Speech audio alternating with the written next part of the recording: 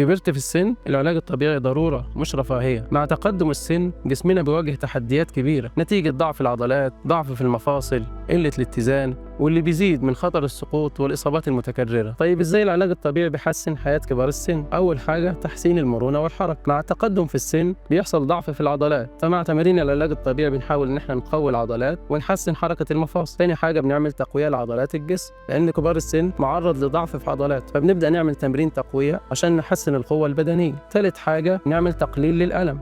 كبار السن بيبقى معرض أكتر إن يبقى عنده آلام في المفاصل والعظام، عشان كده بنعمل له تمارين مع أجهزة كهربائية عشان نقلله الألم اللي موجود في جسمه. رابع حاجة بنعمل له تمارين للاتزان، لأن كبار السن اللي بيبقى عرضة أكثر للسقوط، فعشان كده لازم بنعمل له تمارين اتزان ونقلل خطر الوقوع والإصابات. طيب إمتى نفكر في العلاج الطبيعي؟ لو بقى عندك صعوبة في المشي أو حركتك بقت محدودة، لو عندك التهاب مزمن أو ألم في المفاصل، لو بقيت تعاني من خطر السقوط وقلة الاتزان.